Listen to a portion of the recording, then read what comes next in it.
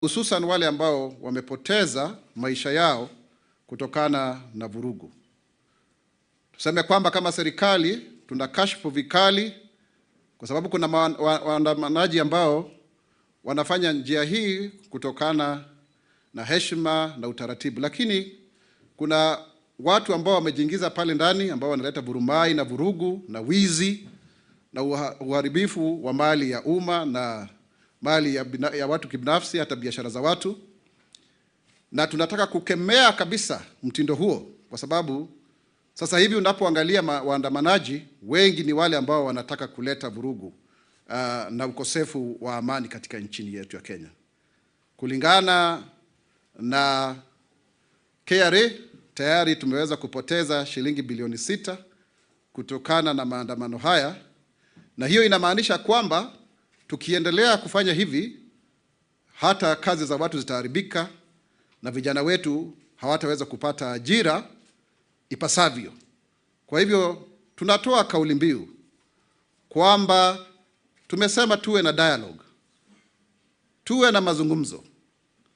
Ningependa kutoa mwito kwamba mazungumzo haya yaanze katika manyumbani mwetu. Wazazi, tuwazungumzie watoto wetu, kwa sababu tusiharibu nchi.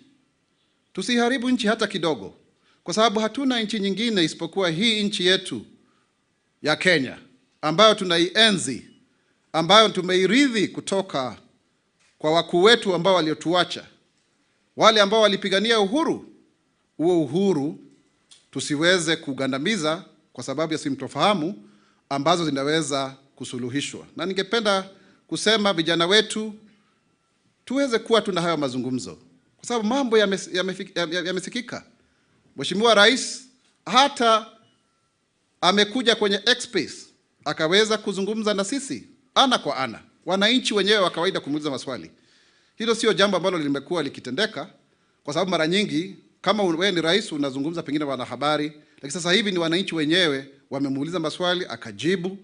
Na hii serikali iko tayari kuwajibika na kuhakikisha kwamba mambo yote ambayo yameangaziwa ama yameweza kusemwa na wananchi yaweze kuchunguza zaidi, yataweza kufanyika kulingana na hilo.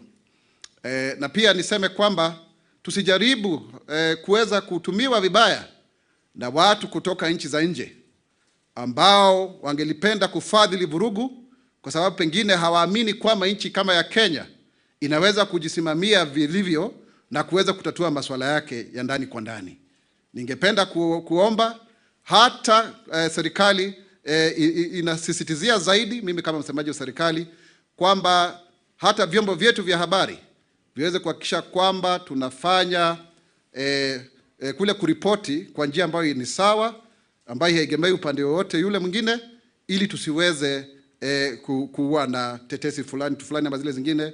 Na pia tunaomba watu wasikue na mambo ya kuchocheana na kadhalika, kwa sababu nchi ikiharibika hatutabaki na nchi nyingine yoyote.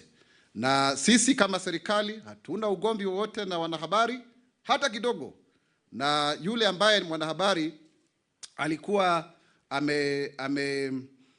ameshikwa kwa njia ambayo haifai, aliweza kuachiliwa na polisi, wakaweza kusema kwamba hiyo ilikuwa mistaken identity. Na inawezekana kwamba usijulikane wewe ni nani, kwa sababu hata mimi kuna watu unifananisha na mwingine. Kwa mfano kuna mbunge mwenzangu anaitwa Martin Pepela, watu ufikiri ni mimi na yeye. Kwa hiyo hilo ni jambo ambalo tunafaa kukubali kwamba linaweza kutendeka.